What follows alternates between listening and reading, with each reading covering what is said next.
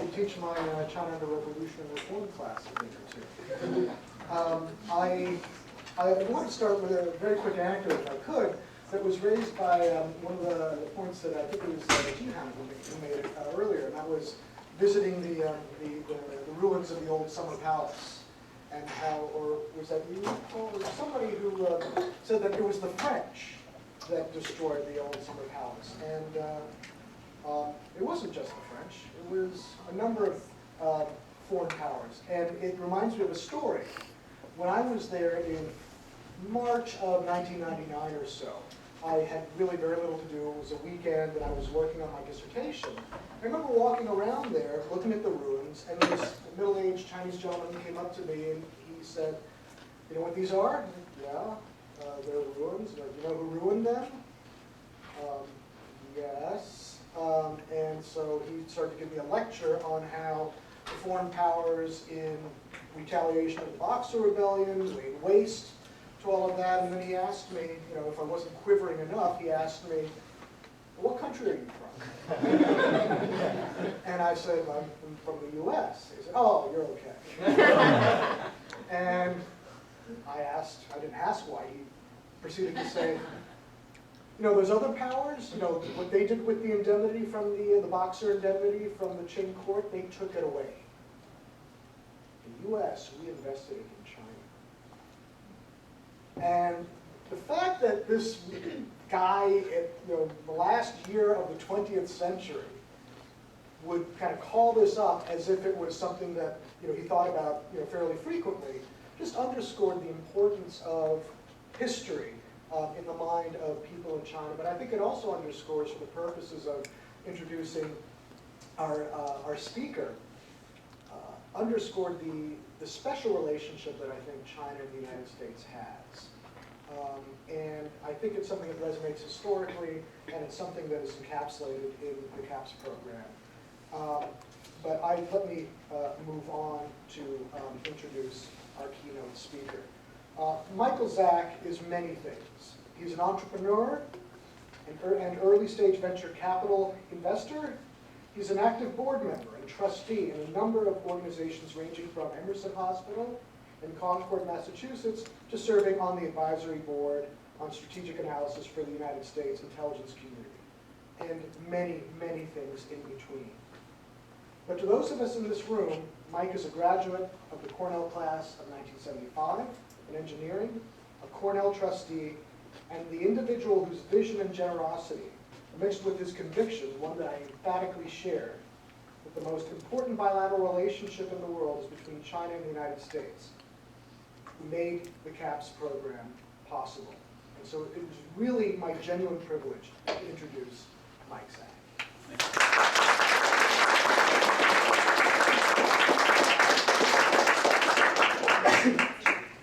Let me see if I can find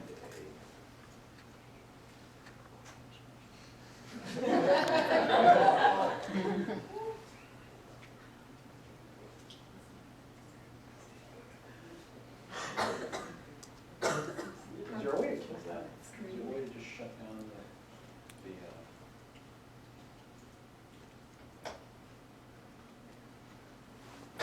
Thank you, Professor Murtha. Thank you for inviting me to join you today.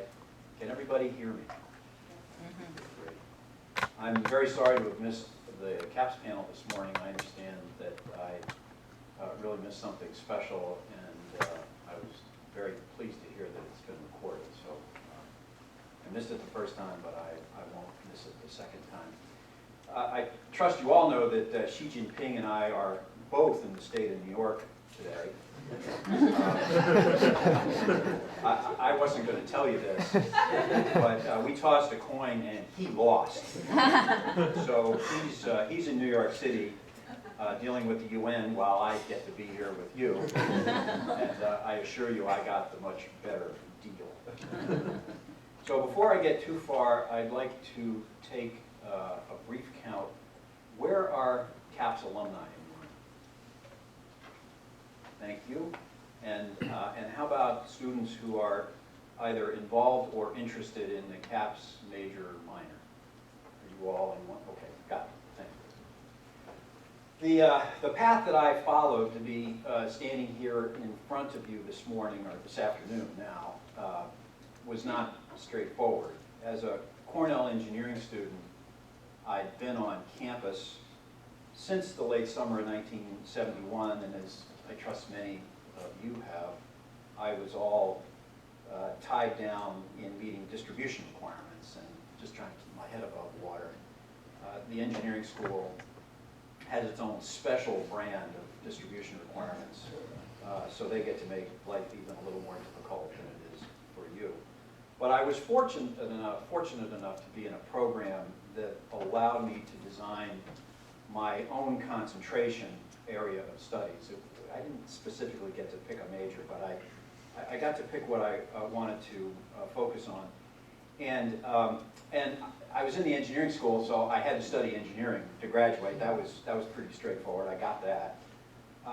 But the other part of the deal was that I had to round out the program with something else. For me, and for many students on the Cornell campus at the time, the rhythm of life in the United States was all about the war in Vietnam. This was some time ago, and perhaps hard to understand today, especially for those of you who just entered this program. But for anyone who was paying attention, life was about the Vietnam War. It was winding down at the time. It was half a world away. But at the same time, it was all around us. It was in the news. It was in protests. It was in very visible failures of government and policy making. It was a war that, up until then, had been the single biggest failure of U.S. foreign policy since the founding of the nation. And it succeeded in creating a painful and oozing wound in the nation's side.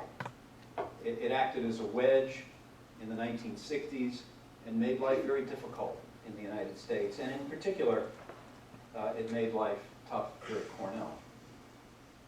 So that was the context in which I found myself here as an undergraduate. I could go into more detail than you want to hear. And whether it was the number of Americans killed in Vietnam in 1971, which was just under 2,400, almost exactly the same number of Americans that have been killed in Afghanistan in the last 14 years. Or whether it was the Christmas bombing of North Vietnam and Hanoi in 1972, and imagine that, Christmas bombing. This is what the United States did in late 1972. It chose to bomb the North Vietnamese at Christmas time. And I will always remember one thing in particular. One day a week when I was a freshman, I think it was Wednesdays, the chimes in Uris Library would toll once at the end of all the stuff we get to listen to, you know, all the this, that, and the other thing. At the end, the chimes would ring once for every 5 deaths in Vietnam the prior week. And I happened to have a dorm room at the bottom of Live Slope, and for reasons that escape me, I always seemed to be in my dorm room midday on Wednesdays. And some days, the chimes would ring for a long time. And that was, left quite an impression. Amidst all this, in 1972, The Best and the Brightest was published, an extraordinary book about the national security and foreign policy apparatus in the United States. And in this book, David Halberstam asked a question about the Vietnam War. He didn't quite put it this way on page 1, but in essence, the purpose of the book was to answer one question: how did so many smart people make so many bad decisions? And it's a pretty substantial book. So what did Halberstam say in this book? Well, he said lots, and for any one of you who hasn't read this book, I emphatically urge you to go out and order it this afternoon. You should read it, you should have read it. I can't say enough about it. You'll find Halberstam's prose to be tedious at times, but hang in there, it's worth it. One of the themes of the book was the proposition that the American war in Vietnam, that is the pain, the cost, and the social upheaval, was caused by great American misunderstanding about China. And that includes the base assumption that China and Vietnam were aligned nations, and that Vietnam was just a Chinese agent assisting with the communist takeover of Southeast Asia. Of course, anyone who knew any East Asian history at that point knew that this was just historically incorrect, and that the Chinese and the Vietnamese have been enemies for centuries. But that was immaterial to U.S. foreign policy at the time. So what Halberstam wrote was that a major reason for this misunderstanding was McCarthyism and the way it had discredited a group known as the China Hands. Or in some cases you'll hear them referred to as the old China Hands, or for those of you who are a few weeks or a few months into Chinese 101, Lao Wai. Now that term today has sort of a pejorative connotation, I understand that, but 40, 50, 60 years ago it didn't. Those of you also who are a month into Chinese 101 have heard Lao Shi, and so the venerable term Lao was applied to foreigners, and it was a term of respect 50, 60, 70 years ago. These China Hands were diplomats such as John Stuart Service, John Peyton Davies, John Carter Vincent was one of them, and also journalists such as Anna Lee Jacoby, who co-wrote Thunder Out of China with Teddy White, Agnes Smedley, Anna Louise Strong. Halberstam's point was that once all these diplomats and observers had been discredited, there was no longer any useful analysis flowing back from China. And that because of that information vacuum, that intelligence vacuum, that's intelligence with a lowercase I, it created just an absolute lack of information about what was going on in China, and essentially disabled American decision makers from making good decisions. But what else was going on in China at the time all this stuff was going through my head? GDP per capita was $130. Now think about that, $130. Mao Zedong was still chairman of the party, and Zhou Enlai was premier, but they were both in their mid to late 70s and couldn't stay in office forever. And on February 21st, 1972, President Nixon arrived in China, and the door between the US and China reopened. So, that's the picture I would paint for you, the picture that I was looking at when I was pretty much your age.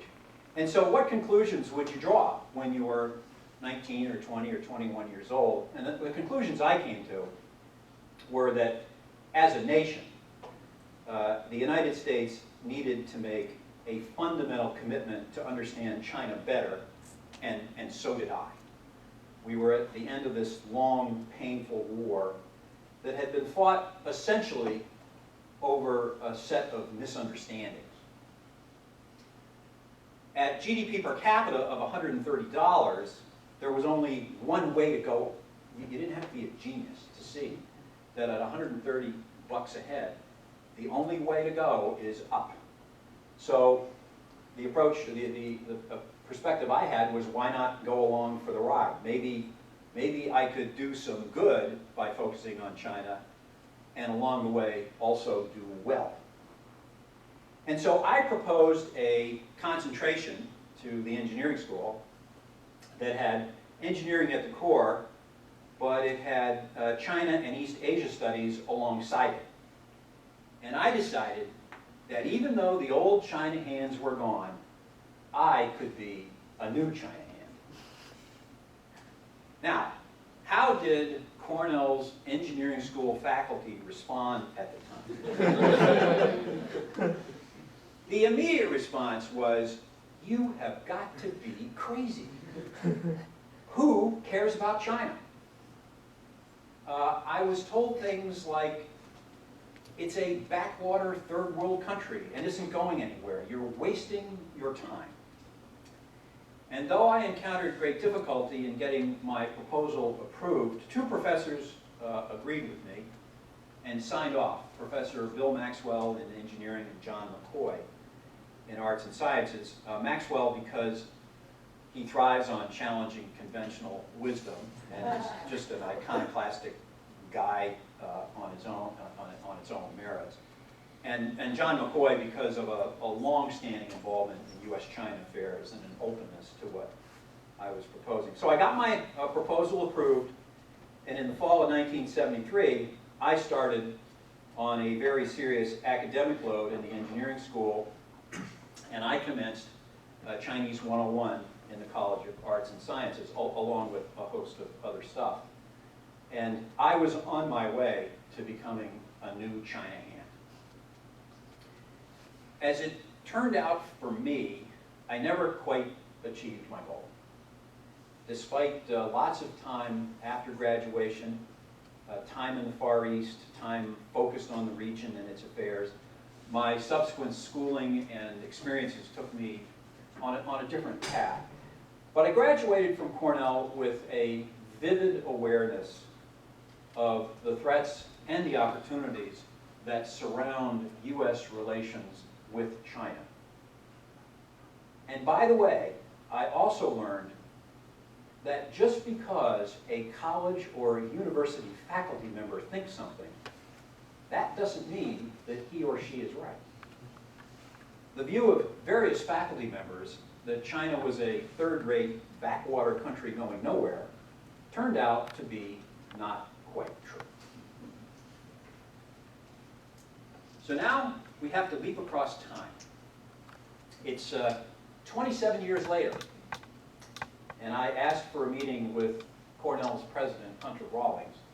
The meeting was held on September 19th of 2002, and I asked for the meeting because I wanted to discuss three things with him that were gnawing at me, three things that had happened roughly around the same time. The first was a February 13th, 2001 New York Times article about Hu Jintao titled, "Bush May Meet China's New Star."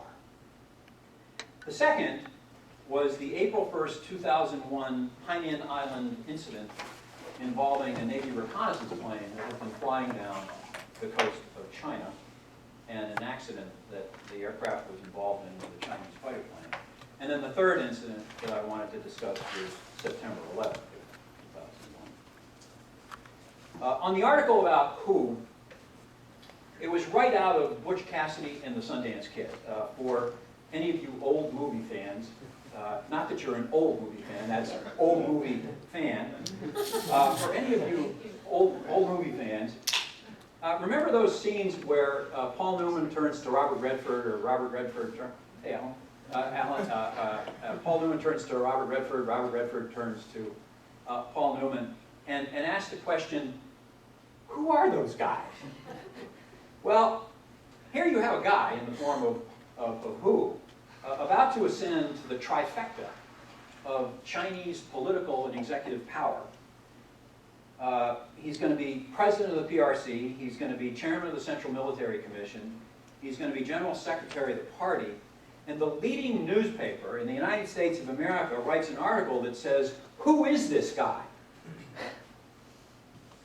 On the Hainan Island incident, a Navy reconnaissance plane flies a routine mission down the coast of China, 70 miles offshore, well into international airspace. And it gets involved in a mid-air collision that soon has both sides talking in escalatory tones about an incident that was, for all practical purposes, an accident. An unfortunate accident. But that unfortunate accident spawned all kinds of belligerency by both China and the US. And 9/11 speaks for itself. It caused a shift in the way grievances are expressed, paved the way for the actions of stateless actors to have global effects, and painted a picture for future conflict with ramifications for both the US and China and a reason for cooperation in addressing them. So these events showed that there was still plenty of opportunity. 27 years after I was sitting in the middle of the vortex of the Vietnam War, it showed there was still plenty of opportunity for misunderstanding between the United States and China. It showed how little we knew about China, and that someone in China could be on the doorstep of the senior leadership positions and be unknown to us. And it showed there are ways in which some of our major security concerns were entwined. By then, GDP per capita was $1,124, and the US was at war in Afghanistan and on the verge of going to war in Iraq. I suggested to President Rawlings that the US still needed new China hands. Pointed out that the GDP per capita in China still had only one way to go, and that was up. And that Cornell's tradition of excellence in East Asia studies in general, and China studies in particular, put Cornell in a unique position to help build this new generation of China hands. He agreed. But then he told me the deep, dirty secret of being the president of a major university. That the real power for change exists solely in the hands of faculty members. So he gave me 4 names, Professors Katzenstein, Cochrane, Lowy, and Lefebvre, and he said, go get 2 of these guys to show interest, and I'll take you seriously. On December 18th of 2002, exactly 90 days later, I walked into his office with all 4 of those professors, either physically present or in one case on the phone. And they all pretty much said the same thing, do it. It was a very short meeting. And, I don't think the term no-brainer was thrown around, but you get the point. This was, so CAPS was born that day, December 18th of 2002, and we began work on finding a way for Cornell to help students who wanted to become new China hands. It took a lot of work to get the program underway, all, or most all of it done by Professor Sherm Cochrane. We were ably assisted by Professor Tom Christensen, then of MIT, but now of Princeton, and formerly a Cornell government professor. Eventually, the faculty senate approved the new major by a unanimous vote. I have been told that the Cornell faculty never votes unanimously on anything, and that this was a rather unusual situation. And at that point, we began doing all the stuff you do to get something underway, creating curricula, recruiting Professor Chen Zhen as the first director, making logistics arrangements for students who would be coming and going from campus. Students joined the program, and that takes us to today. And so here we are. Chinese GDP per capita is now 60 times what it was in 1972. But it's only about 1/8 of what it is in the United States, and it still has only one way to go, and that's up. Just by the U.S. GDP per capita is around $52,000, so that gives you a very world-minded leader. Xi Jinping has those 3 dominant political and executive positions. U.S. exports to China were $121 billion in 2014, and imports were, around $470 billion. I mean, for reference, in 1971, U.S. exports to China were a couple of ping pong balls, and the imports were 0. So what can we say today? We've gone from a $0 trade deficit to a $350 billion trade deficit. China has gone from being the number 8 GDP in the world, to being number 2. Incidents like the Hainan Island incident in 2001 are now minor compared to possible confrontations in places like the Spratly Islands or around lingering questions in the sovereignty of Taiwan or not. China owns 1.3 trillion in US Treasury debt and is a major commercial and industrial player across many industries. Still no way but up for Chinese prosperity. And here, in this room, finally, is that group of new China hands. That, ladies and gentlemen, would be you. So here is a set of simple requests for you, this group of new China hands. Not particularly complicated. Learn about the US and China, and especially go to China. If you know the language, at least some of it, you will be taken much more seriously. Keep both nations from doing dumb things to each other. Help the US export more to China. Help the US accept that there can be other large, great nations in the world, and that the way to success is by being partners, not adversaries. Ask yourselves how the relationship between the US and China could be better. Do none of this naively. Don't let non-tariff barriers get you down. I know how hard it is to get a work permit in China. And finally, don't believe everything that faculty members tell you.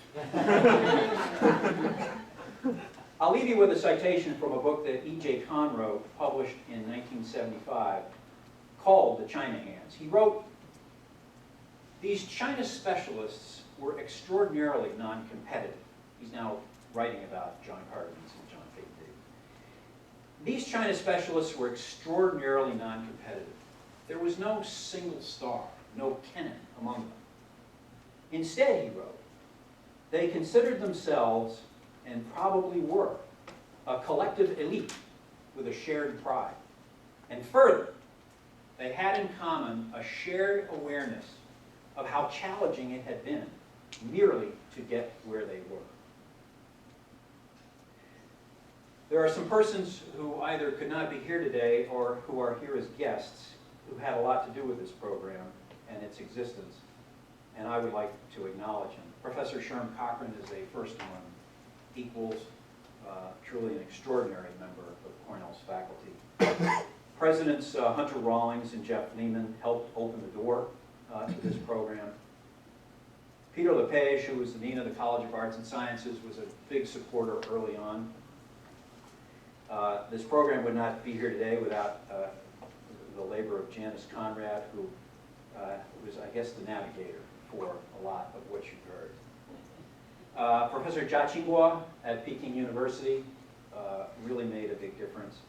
And of course, the program's first director, Professor Chen Zhen. And then finally, thanks to the late David Halberstam for writing a truly superb book.